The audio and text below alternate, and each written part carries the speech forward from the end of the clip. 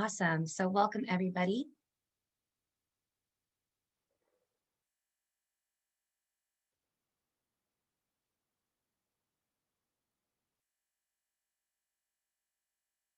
All right.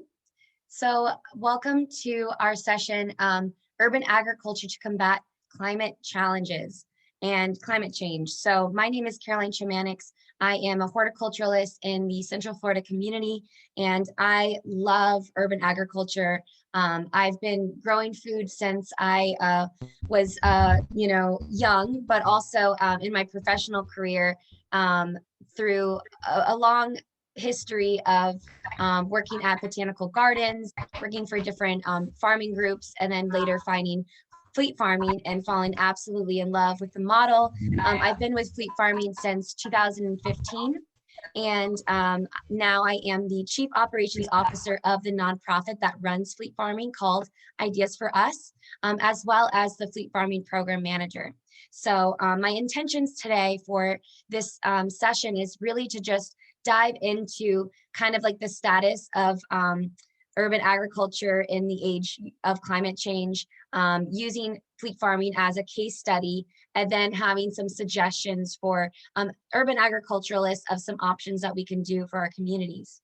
If you have any questions, please write them in the chat or save them for the end where you could come on camera and use your voice and talk with us. So again, thanks for being here, and we are going to get started right now. So Ideas for Us is an environmental nonprofit that develops, funds, and scales solutions to solve the world's most pressing environmental challenges. We have 13 branches, including 3 in Florida and the rest in Africa, Asia, and Europe. And we have the honor of leading environmental action and environmental education every single month throughout our branches to advance sustainability. Fleet farming is a program of Ideas for Us that transforms the average American lawn into a productive micro farm, mostly by bicycle, which is really showing the local model of urban agriculture and food accessibility. With Ideas for Us, we do a myriad of different things, including energy, water, food, waste, and ecology, education and action, whether that's solar workshops or shoreline projects, waste audits, tree plantings, native landscaping projects, and more. We're just a really active group that wants to see as much good be done as possible. And of course, urban agriculture and food is a big part of that too. So my question to you all are, what are food solutions in the age of climate change? We're going to dive a little bit into kind of like setting the stage and then into some of those ideas. But just from your own personal experience and preferences, just start to think about what are some of the ways that we can look at food differently. How can we look at our land differently? How can we look at the systems of how our food is transported differently? And that's kind of what we try to do with fleet farming, is using what we have, right, to create our own versions of agrihoods, areas where we have food directly accessible to our people, and thinking too, how do we distribute the food properly, so then we have enough people who are supporting their local food system rather than this global industrialized food system that we all are still part of. So when we zoom all the way out, when we look at our planet, we have 6.67 billion people on planet Earth. That is a lot of mouths to feed. When we talk about this on a global scale, it really is a big system that we're a part of, right? And I think that it can be overwhelming to think about, you know, the responsibility of that and on the consequences on our planet. But when we dial into our own communities, there really is a lot that I think that we can do. So when we talk about the state of global food systems and climate change, I found this information from the United Nations. So I think it really gives a good overarching idea of where we are. So climate change is the common thread devastating impacts on food availability, livelihoods, and human health. As the world experiences increasing severe climate impacts on agricultural production, many of our food systems are being pushed to the breaking point. In short, climate change is putting food production at risk.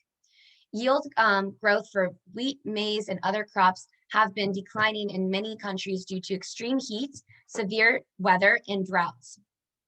In some estimates, in the absence of effective adaptation, global yields could decline up to 30% by 2050. Countries that are already grappling with conflict, pollution, deforestation is a big one. When you don't have that tree canopy, you don't have that water retention, it's hard to basically combat that. It's years and years and years out to be able to have land that's able to be farmed again, right, from the destruction of some of these habitats. And other challenges are likely to suffer the brunt of these impacts. The 2 billion people already without access to sufficient food, including smallholder farmers and other people living in poverty, will be hit the hardest. And one of the people that I really like to follow and listen to, she has a number of books that are just really amazing, is Vandana Shiva. And she gives that she gives that idea of small farmers really feed the world, right? And it's the small farmers that are being affected by some of these issues that we have with the legal system of the certain seed companies that we have and cultivars, and people buying up property in areas where they're not allowed to farm, where they've generationally farmed before. So there's some really big issues going on that's kind of right underneath our noses, that we are all a part of this system.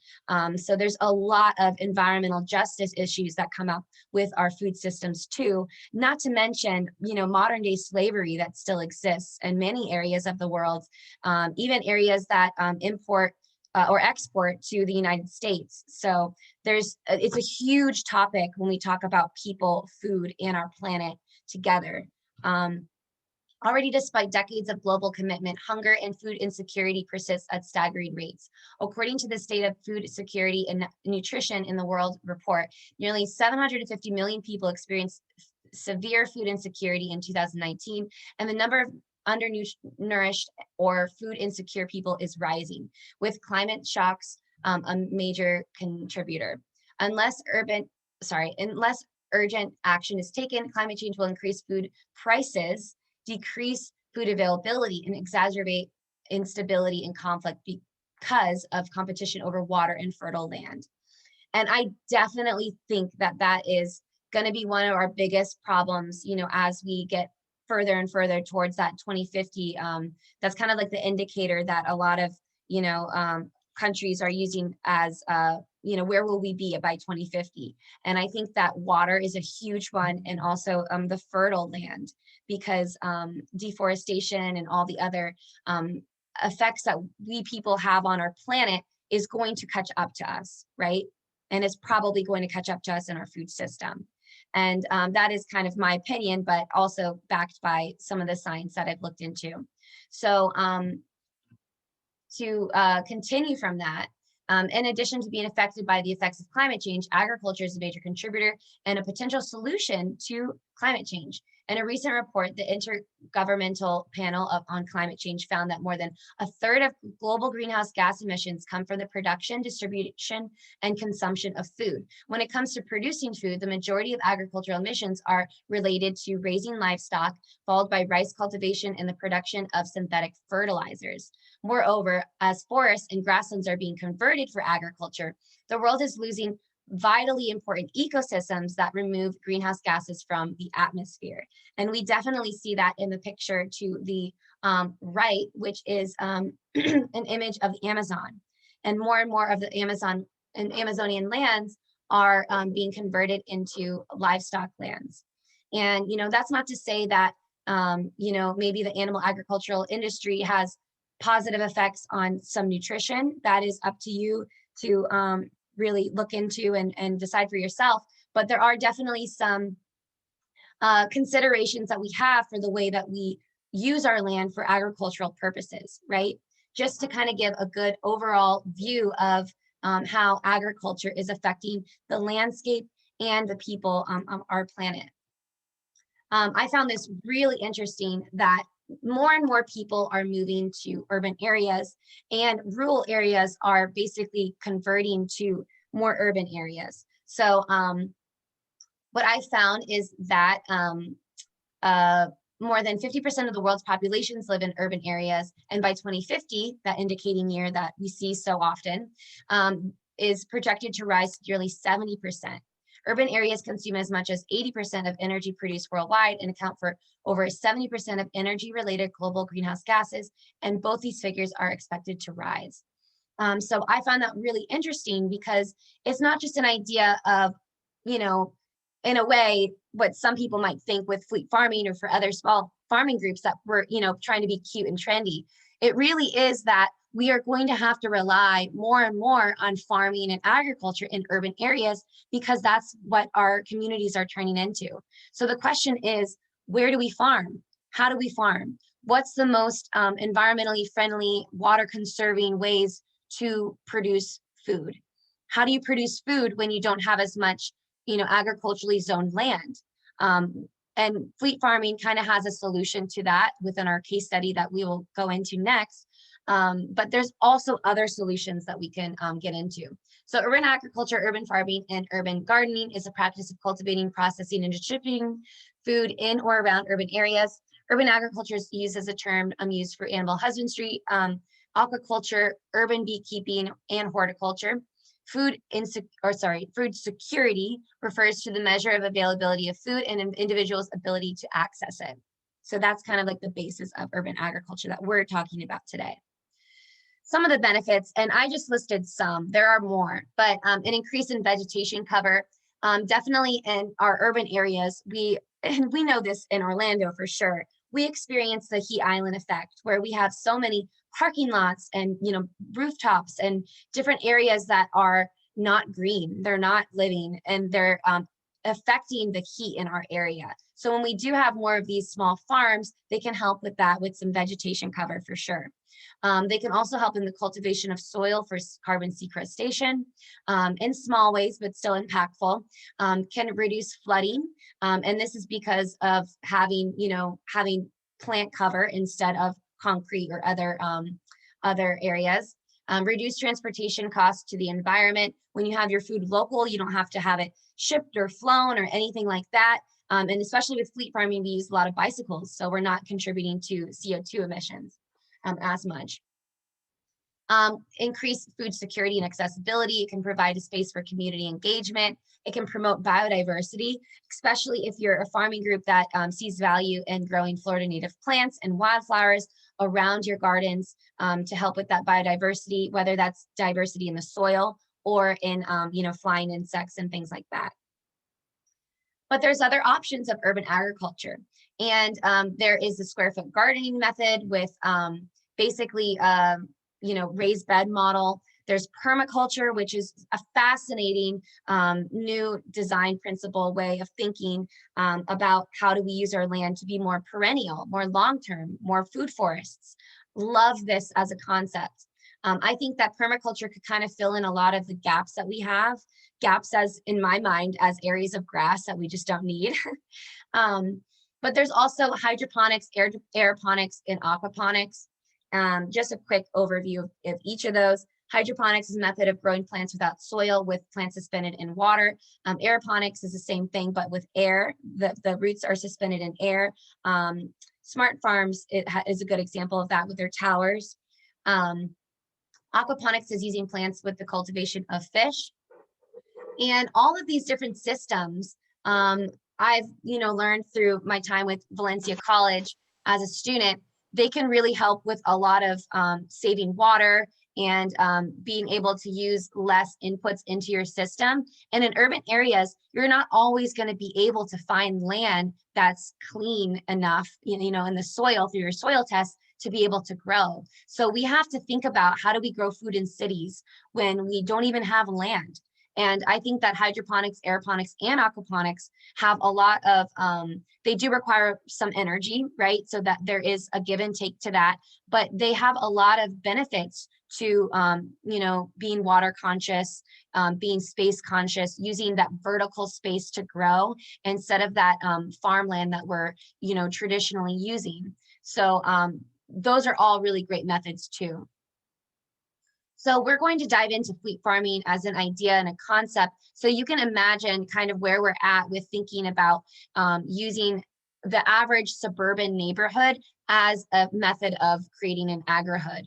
or a space where you have farms in the front or the backyard, where you have, little areas of food forestry or permaculture principles being implemented. So then you can use what you have in the area that you have it in. So fleet farming is, as I said, an urban agriculture program that really focuses on local. We are so local. We are actually less than a mile from the farmers market that we serve. We used to bike, but to the farmers market itself, but our cart became very heavy with produce. But when we manage our farms, we use bicycles from farm to farm. And in a neighborhood, we have about 13 neighbors who all have either front or back farms.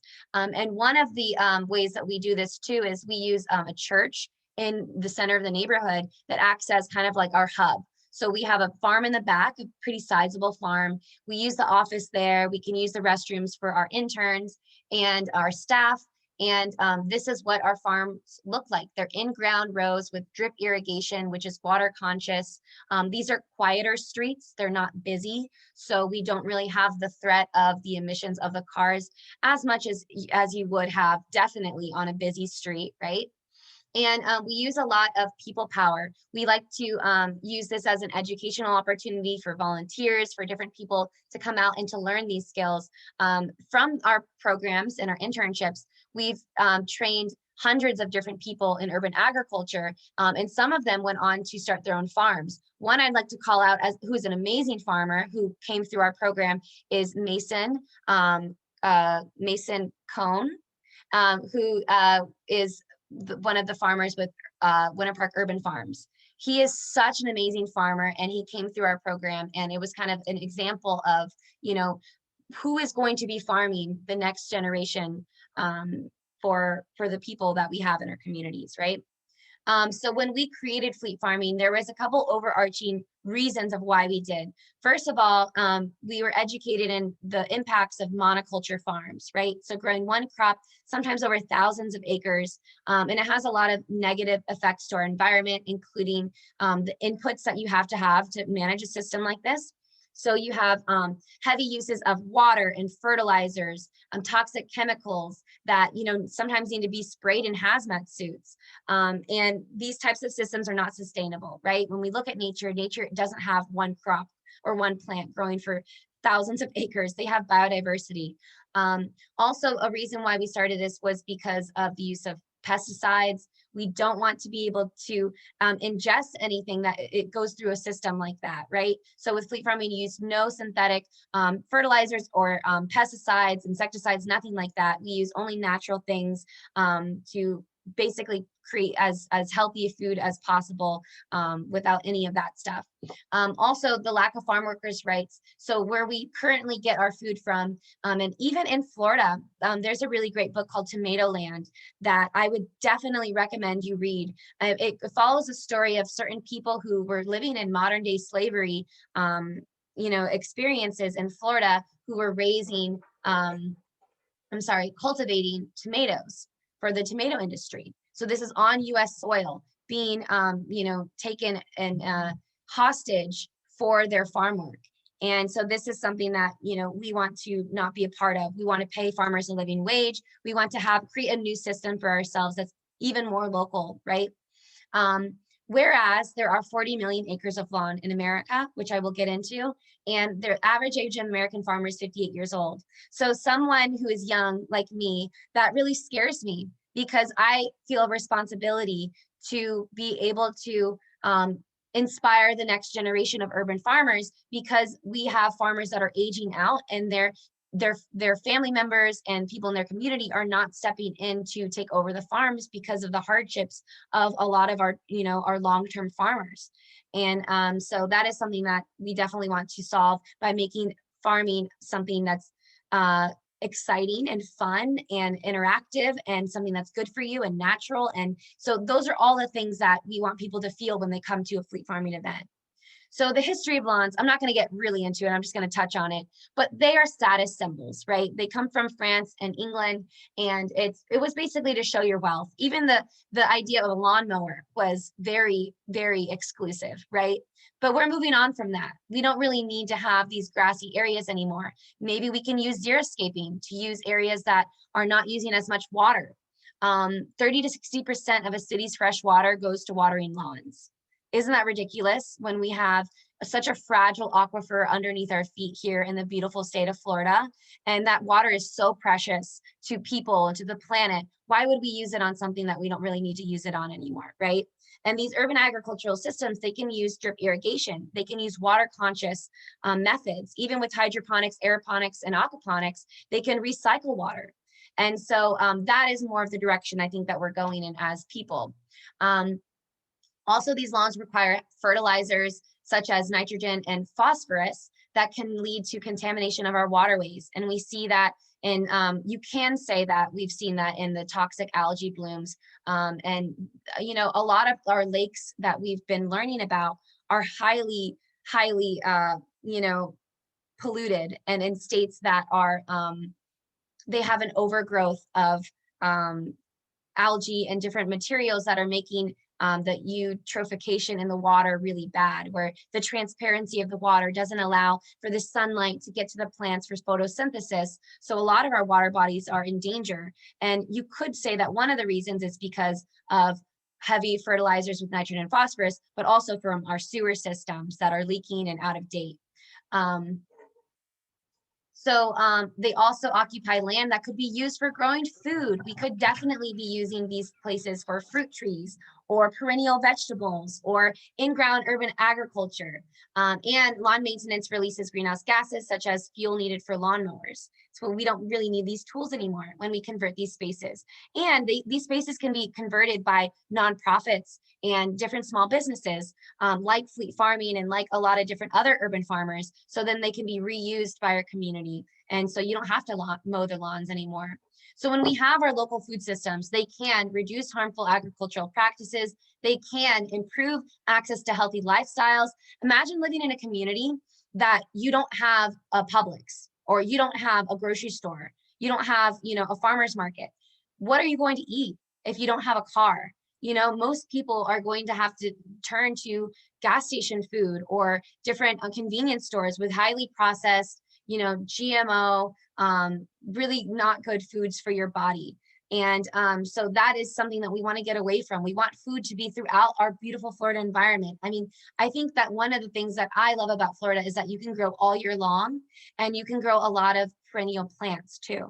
So there's options that we have. And also when we have local food systems, they can keep our dollars local. So when we support our local farmers at a farmer's market or different vendors like that, we are supporting their families and their businesses instead of sending that money to big companies like, you know, Nestle and other things that are not so good for our planet. You know, it's benefiting a select few people.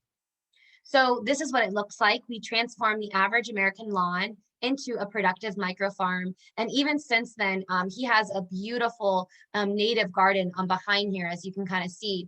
So we use a diversity of plants in ground with drip irrigation, with crop rotation, with natural fertilizers, with natural pest management devices like neem oil, something that's super, super vanilla in terms of, you know, harming animals, which it really doesn't. So this is what it looks like. How do we get started? So basically we started from a very small grant and with total, you know, volunteer support. We had a couple really amazing homeowners that was like, hey, I don't want to mow my lawn anymore. I want to give it to your program so you can grow food for me instead. And we began a sharecropping model where we would grow the food and we would share it with the homeowner, and the homeowner would allow us to use the land, right? We would use a tiller just at the beginning, as we would solarize the land with, you know, a tarp to kill the grass. We would use a tiller, but sometimes we would even just use shovels in a lot of people. We would make them into rows with some local soil. We would use volunteer support. So many people came to help us build these farms, whether it's for community service or for their own enjoyment. We usually play music and we make it really fun, and we bike. So it's a different vibe to, you know, the strife of an American farmer. It's something that we're trying to create a movement of positivity and fun around this. Then we found a local farmers market that would have us, and it really took off from there. So the way that we grow is we grow in ground, and we grow also in raised beds. We only have, you know, really one farm that we manage that's raised beds. Everything else is in ground. We can use greens harvesters and different tools like seeders easily when it's flat, rather than when it's in these raised beds. But the raised beds are aesthetically beautiful, and they can have benefits in water retention and evading some pests and things like that. And we also have an urban agriculture, an edible landscaping service that I'll get into that builds these. Also, in some of our spaces, we use permaculture and permaculture principles. Orlando Permaculture is an amazing group, so knowledgeable. But this is another growing system that we don't use as much, but it can kind of, like I said, fill in the blanks. So if we have an area that we don't want grass anymore, we can plant something like bananas and see that thrive instead. So now I'm going to get kind of into like what our program looks like and some of the intricacies about it until we get into some of the suggestions for urban agriculturalists. So this is what our farming program is broken down into. We have the Fleet Farmlets, which is what we're most known for, where we turn front and back lawns into farms by bicycle. We bring that to local market. We have our edible landscaping service that we created basically because we had so many people that wanted to be part of our program. I'm talking thousands of people from so many different countries. And so what we said is, you know, obviously we're not going to bike to New Zealand, but what we could do is we could increase our radius by starting an edible landscaping service and hire more people to be urban agriculturalists. And that's what we did. And we have an educational program. So we have 13 farms right now in the Audubon Park neighborhood. If you ever want to tour our farms, you can go to Audubon Park Church and kind of drive around. It is the heart and soul of what we do. It's really amazing to see these neighborhoods thrive with farmers now. So that is something that we manage by staff, also greenhouse and farming interns, as well as volunteers through our swarm rides. So we invite the community out on bicycles to farm around the neighborhoods with us teaching them how to grow food, playing music, having fun. We have our first one coming up on May 1st. If you want to see, we're back in action now. So it's going to be COVID safe. So it's going to be a really fun time. And that food is used to share with the farm hosts who are part of a sharecropping model. They can go out and harvest as much as they want from their farm, but they also can go to the farmer's market and have processed food. So washed, packaged, ready to go for them food. Also, it goes to our CSA program. CSAs are amazing for supporting farmers. It's a community-supported agriculture system, which is basically like a weekly bag of produce. And that way we have some security. We know that whatever we have growing, we can have that prepared for people every week. And we have a confirmed list of people who are going to be buying our produce. And also we supplement from other farmers because we want to be able to provide a variety of produce. So we'll get produce from the Villages Grown or from Ever Oak Farms or different farms in the community, so we can buy from other farmers and support them. And then we go to the Audubon Park SNAP Certified Farmers Market, which is basically a really good space to meet our community, right? And talk with them and share our produce. And anything that's not sold, we donate it to a local food bank. We actually donate to Ebony Nutrition. They are awesome. If you haven't heard of Ebony Nutrition, please look them up. Edible landscaping is an opportunity for us to grow over 300 different gardens throughout the Central Florida community. We've created over 18 school gardens and gardens for community centers, women's shelters, veteran homes, churches, etc. So this is a service that supports our program, but also it builds gardens. It gives people the starting off point to be able to have the confidence to start their own food programs, whether that's fruit orchards, raised beds, or perennial landscaping. And really, landscaping is a $78 billion industry, and less than 1% offers edible landscaping services. So it really is a good opportunity if, a young entrepreneur or anybody wants to get into urban agriculture. I would definitely get into edible landscaping. And these are some of the different things we offer through that. Especially the Sponsor a Garden project, where we can write proposals for nonprofits and different groups that want gardens, and we can connect them with different businesses, corporations, and donors who want to support their gardens. So we've been able to have a lot of really great partnerships because of that.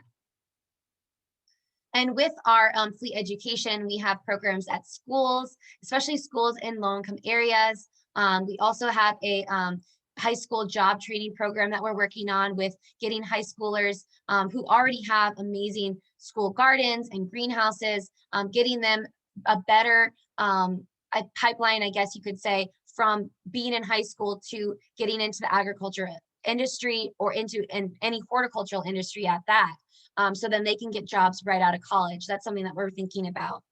And also having those free events for people to come out and farm with us, like the swarm farming bike rides. And really, we want to get people engaged, educated, and empowered. And by that, we mean getting people to have their hands in the soil, to be part of the process, to feel a sense of ownership, whether that's, planting a fruit tree and being able to go back and see that, that they actually made a difference, right? Educating, because not everybody even realizes the industry that we're in, right? That the global industrialized food system is so complex and so big, and honestly so harmful in a lot of ways. Having that education and saying, go to your farmer's market, it's a big deal. Don't buy the produce that has the stickers on it. Buy the produce from your local farmers. That education piece is really important. And then empowering too. So supporting school gardens after we build them with ongoing maintenance and education, and saying, how do we actually make this program work? How do we actually help you to farm and to keep it going, and to have our garden champions, as we call it, for our community gardens? People have that ownership. So it's not Fleet Farming doing all the work to support these different farms, but it's us inspiring and educating and offering, different support like maintenance to be able to have these programs go on, right? We don't want to see community gardens fail. We want to see community gardens grow, pun intended.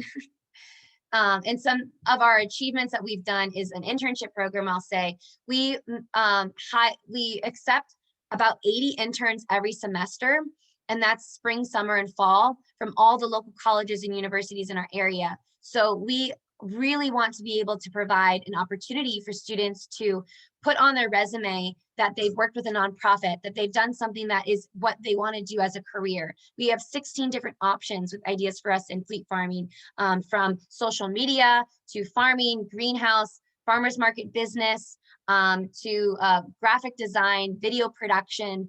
We want to be able to make it specific enough that people who come through our program can be professionally more desirable to their employers in the future. And we've had more than 50 different interns that came through our program get hired in higher levels of sustainability and environmentalism after our program. So that's something that is really important to us too. We also have different school gardens, like the ACE School Garden. ACE is a school that was built in the Paramore community after a long time of no support for their schools. I think since the 1970s, they didn't have a new school built, is what I've been told. And we created a really awesome program there. Due to COVID, we weren't able to be with the students anymore, but we're really excited to get back. And we also completed a USDA grant that provided food and agricultural support in the West Orlando community.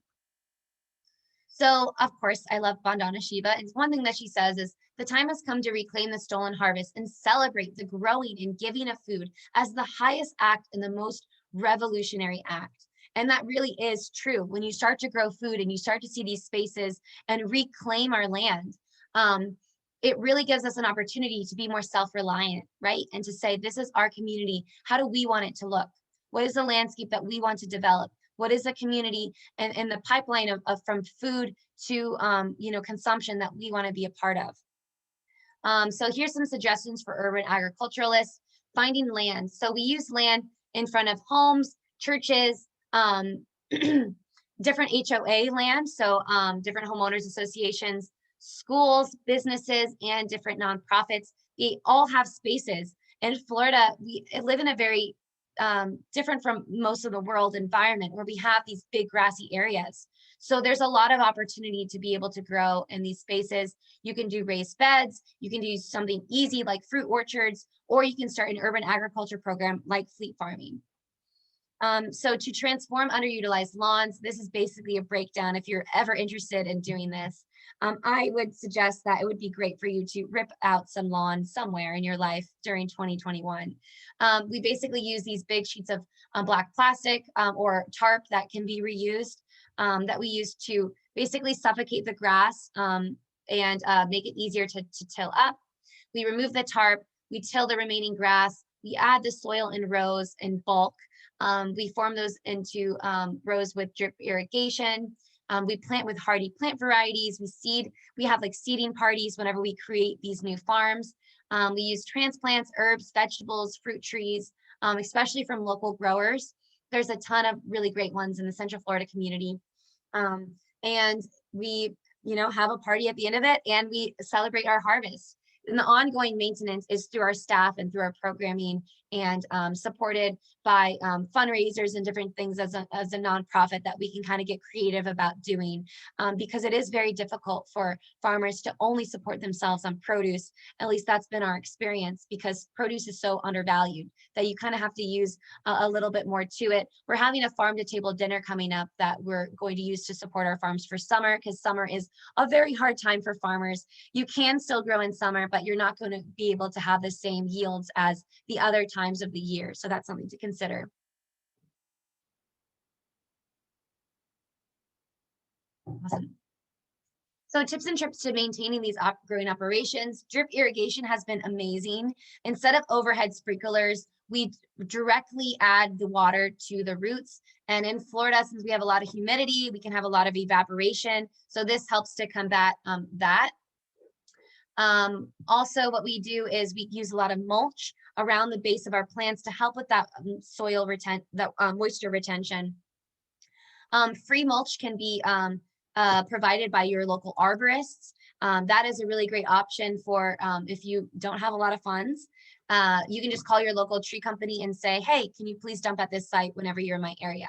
And you can be on a couple different lists and even put signage in your yard to be able to show them where you would like them to dump because it could be a lot. You could really have that for a long time. Also using different soil deliveries in bulk from local soil providers. We have some options. You can email me at info@fleetfarming.org if you're looking for some.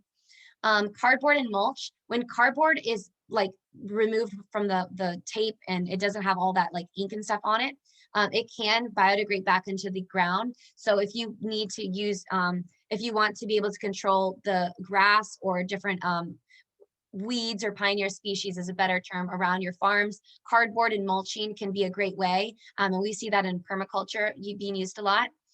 Perennial landscaping, like the permaculture methods, cover cropping. So for summer, we will grow things like cowpeas, Seminole pumpkins, watermelons, things that are going to be covering the soil from the sun. When you cover the soil from the sun, you have less weeds or pioneer species growing throughout your farm. So that's a good idea.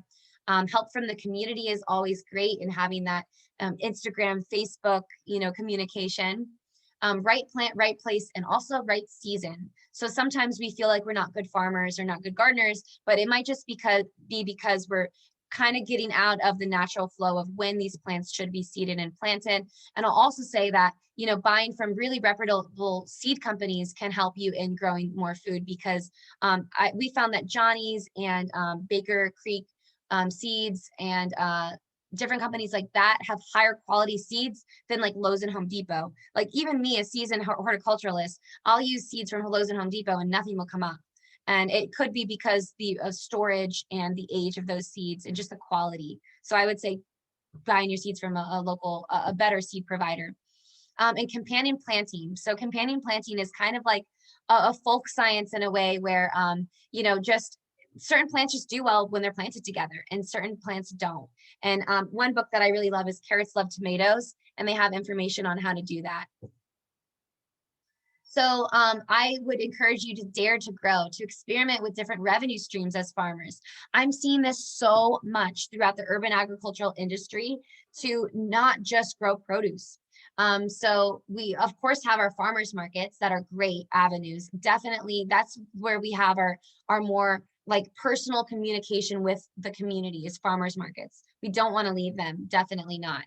But the CSA baskets can offer more security for farmers, because you know for a fact that you have 30 or so members signed up that are going to be supporting your farm with weekly produce baskets. Whereas in the farmers market, sometimes you don't know how much you're really going to make, because what if it's raining? What if people don't show up for a holiday or some other reason? It's more of an unknown, right? Also, vendor sales can offer that stability of more, having more of a dedication to your sales. Lawn donation arrangements like we have with our sharecropping model are awesome, because you don't have to pay for using that land.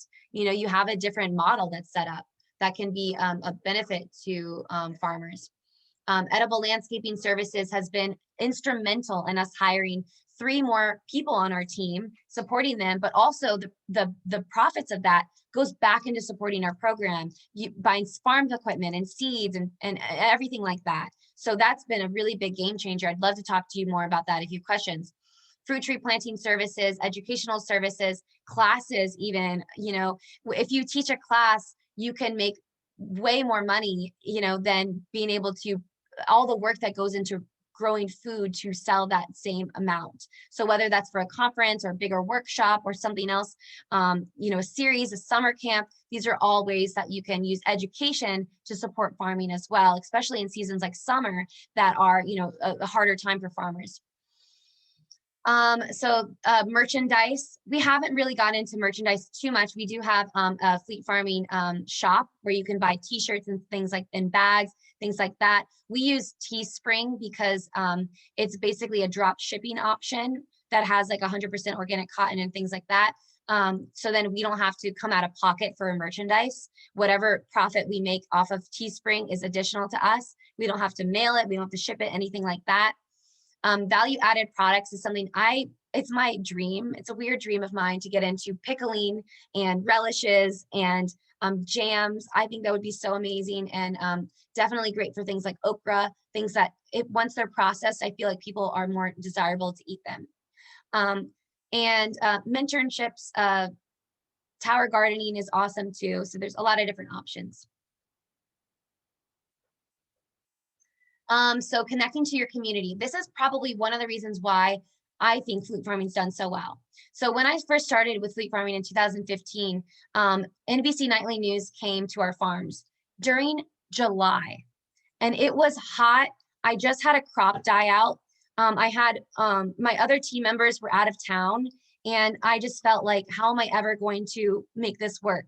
But from that, we had a really great segment with NBC Nightly News, which led to NPR All Things Considered, which led to Smithsonian Magazine and, Greenpeace and all these other publications that were now sharing the model of fleet farming and sharing everything that we were working on. And that really gave us a lot of, visibility to be able to show that this is a new model for us.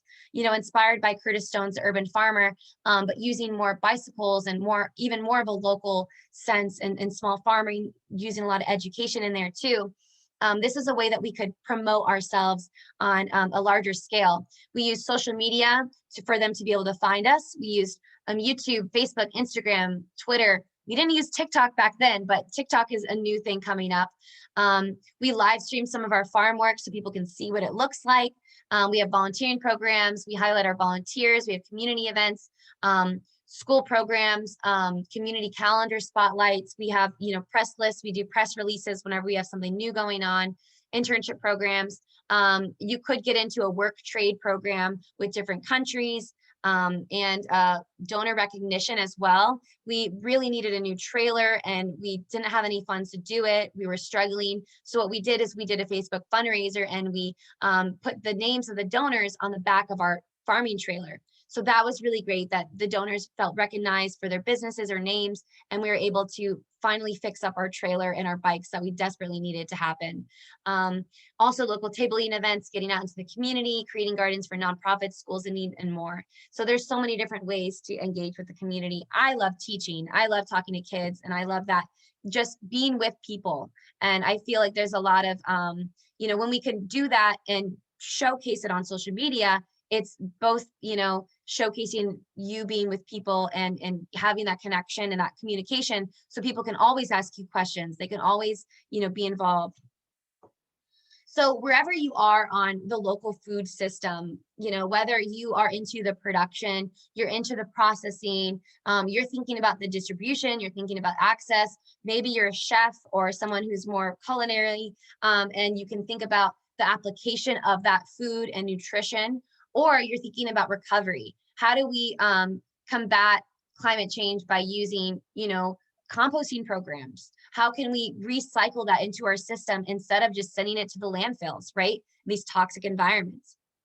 Wherever you are on the local food system wheel, there is a place for the consideration of urban agriculture and how local food systems can really impact our planet. They can help to, help with a lot of the heat that we have in our communities. They can help with biodiversity. They can help with water retention. They can help with providing food to the places where we need it most. And so that's where fleet farming really seeks to support this conversation and to support different people in the systems. So never doubt that a small group of thoughtful, committed citizens can change the world. Indeed, it's the only thing that ever has. And thank you so much for being part of our presentation. I would love to get into, the last 10 minutes of any discussion items that anybody wants to bring up. If you want to come on camera and make your voice heard, I would love to hear from you. And thank you so much.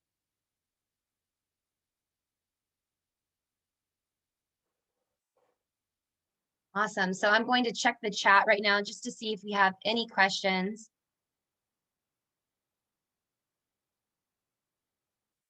Yes, Sandra, I can share that with you. The person who wrote the book, Carrots Love Tomatoes, is Luis Riot, right here. But I would definitely, some other books I suggested was Tomatoland, which was great. Tomatoland is a really awesome view of farming in Florida specifically, and environmental injustice that goes on or has in the past. And also Vandana Shiva, she has so many books. There is one in particular, I'm gonna look it up, that I would really recommend to grow. It changed my life. It made me cry a lot because it talks about, farming on a global scale that we don't really think about. It's called Who Feeds the World? Who Feeds the World? So that's a really great book to look up too. And I'm just gonna check the Whova to see if we have any questions in there.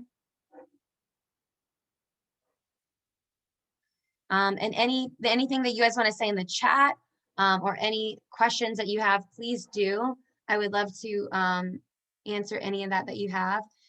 There's one person said, Rick said, is there a concern with growing vegetables in urban climates where they may pick up pollutants that tend to aggregate in cities? Yeah. One of my biggest concerns that I have is I'm concerned about some rooftop gardening areas. If you're in a deep city, I don't know if rooftop gardening would be the right thing when you have so many cars and so much exhaust from the buildings and from the road. I think that that's a big question that I have when it gets really urban and really urbanized, is the pollutants as well. And fleet farming, we use quiet neighborhood streets where maybe you see a car go by, every once in a while, but not on busy streets. Like in our neighborhood, we have one called Karen, and we wouldn't have it on Karen because there's constant flow. So I definitely think that that's something to consider. Also to consider where brownfields are within an urban area to know where there are pollutants. You don't want to be growing in places like that. And I think that's also important to do the soil test before, to buy basically as expensive a soil test as you can afford, to be able to see that, are there any contaminants in the soil? Should we not be farming in this area, right? I have heard of some case studies in Oakland, California, where they grew up from these spaces. They sheet mulched a lot with cardboard and mulch, and then they built raised beds and they built on top. And then they planted mustards and different things that can pull things out of the soil and clean it. And then they grew their crops. But I think there are a lot of questions in the pollutants, definitely, as you get more urbanized, more from a suburban neighborhood to like a full-on city. That's my question. In a full-on city, don't you think that hydroponics, aeroponics, and aquaponics would be better systems, right? I think that might be true. So I hope that answers your question, Rick. Awesome. So someone also asked, what funding did you receive, Erica? So that's a great question. So we started off with a Cliff Bar grant. It was very small. That bought us, I think, the trailer and our seeds and some of our farming equipment and our soil. And then from there, we sold produce.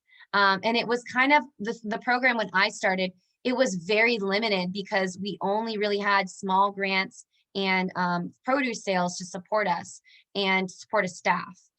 So what we did is we started the internship program. So we had more help. We grew more vegetables. And then from there, we started our edible landscaping service. So the profit of those builds, the builds have a margin on them. That margin went into providing funds to support our farmers. So then we could pay them a living wage and we could grow our program because it is very expensive to farm. And then from there, I taught myself how to grant write, and we had other people involved in grant writing too. And then we started to get into the bigger grants and opportunities. And today we're more sustainable off of our produce sales, our CSA, our edible landscaping service, some grants and donations. And a lot of nonprofits are mostly supported by individual donations, not us, but we do have fundraisers and things when we're in need of like a greenhouse or something like that too. Someone also asked, is fleet farming interested in expanding to other regions in Florida? Love that question, Megan. So I don't think that fleet farming is a solution for every community. I think that having programs like fleet farming and communities that are more specific to, different changes, I think is a good idea. We definitely want to be able to promote that and to support that. And I would love to talk hours on end on how to do that. But fleet farming is expanding in Central Florida right now. So we're starting in Audubon Park. We have some agricultural farms in the West Orlando area that we help to support, but we're really focused on our own community because that's still a lot of people to feed, right? But I definitely am here for any questions that you have. You can email me at info@fleetfarming.org and let's make it happen in other areas for sure. The initial farming startup costs can be expensive, I will say that. So you need tools, you need a location, you need staff, right? So all that can be pretty costly, but there's different things that you can do to kind of work through that.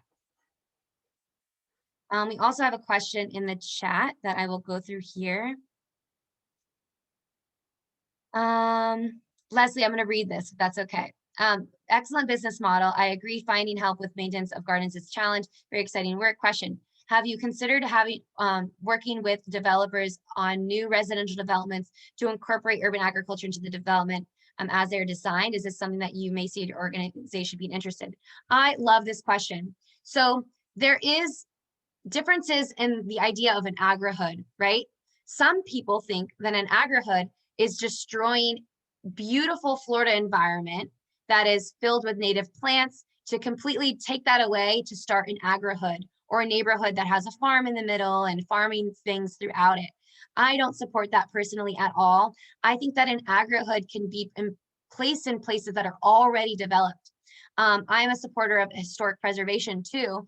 And when we keep our buildings, it's more environmentally friendly than when we have new construction. That's just a fact. Especially whenever you are thinking about our landfills being filled with construction material. I've heard like 2/3 of our landfills are filled with construction material. I don't know if that's true or not. But I like using neighborhoods that are already existing and communities that are already developed and adding food to the green spaces that are already there. But we are working with one that hopefully that is in the East Orlando community that is affordable housing unit that is in an area that is already developed. They already have the land that is basically would not be that big of an environmental impact to create a community garden in that area. So that's something that we do reach out to developers or have them reach out to us, and we can talk about how environmental the project is and if it's something that we do want to get involved with. But community gardens is something that we typically talk about. Instead of having farms at every single house in an area like an apartment complex or a affordable housing unit, we can create a community garden. So we can put like 10 raised beds together or something like that. So then more people can come together instead of having them at each house. But we are totally interested in talking about these types of situations. We just want to make sure that, you know, as an environmentalist, that the natural Florida landscape is not being compromised, because in the end, it's more important to me to have the natural Florida landscape intact and to use whatever is already developed or already able to be used, rather than, you know, to destroy that environment. So yeah, I hope that answers your question. Awesome. And anything else, you can please add it through either chat, or you can come on and use your voice and come on camera, whatever works for you.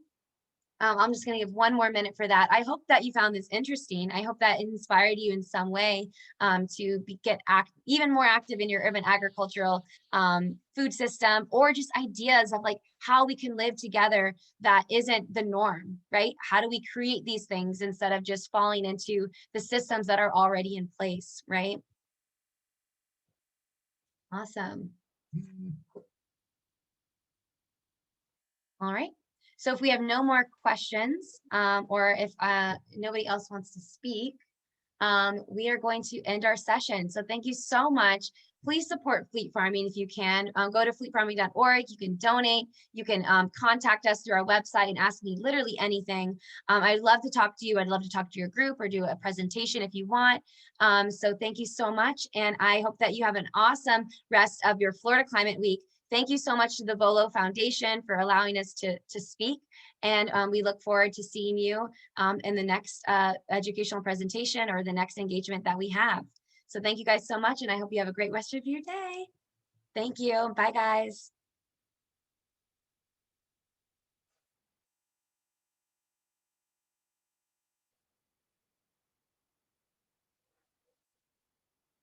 Bye, guys. Thank you.